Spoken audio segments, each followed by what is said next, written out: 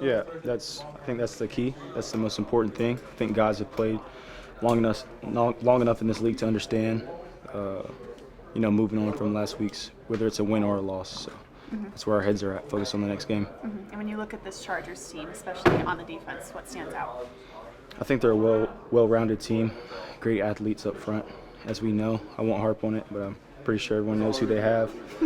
Secondary is young but still very good. Acquired J.C. Jackson. I think he's a phenomenal player. Derwin James, his game speaks for himself. Just the back end, they're just a well-rounded group. From the looks of it, they play very, very well together. It's going to be a hard matchup. They're a really good football team, coached well also. And to have a tough matchup like this on the West Coast early in the season, does it matter when it is? Does it matter that it's early on the season? I don't think so. At least not for me. I know traveling sometimes can be, difficult.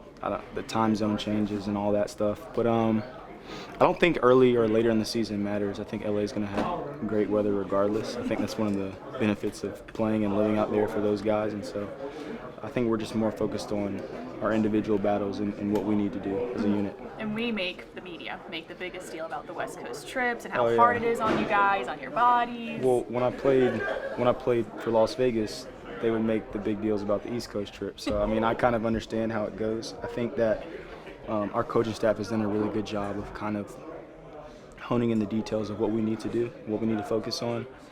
And then you lovely people are going to write your story however you want it, Yeah, I get it. How does your game help Christian Kirk get the success that he's been seeing the past 2 weeks? How does my game help? Coach Peterson kind of touched on that earlier. Did he? What did he say? Basically how without you, Kirk doesn't have the success, or Marvin doesn't have the success, or Trevor doesn't have the success, and how you guys are all combining to have this success on offense. I think that, wow, I think that's really nice of him to say. I didn't know he said that. I think that it comes with being unselfish. Which sometimes it can be difficult. All of us receivers, we want the football, we want our moments. But I think if you can understand the long game and you can stay in it and understand the schematic of what we're trying to do, and that it's an entire team effort for a duration of 17 weeks, just giving all you have and opening up one of your teammates, they'll do that in return for you. So just doing the best I can to, if it's to clear out somebody or if it's to take a top off of coverage or whatever it is, I'm willing to do that for him. As vice versa, I know Christian's willing to do that for me. So I think the standard starts with Marvin. I think he's one of the most phenomenal leaders that I've been a part of in the room, and I'm not just saying that. I think he's a very, very intentional, kind, and hardworking person. Christian has done a phenomenal job of stepping in and when his number's called, making his play. I think it's just spreading throughout the team. Chris Manhertz, Evan Ingram.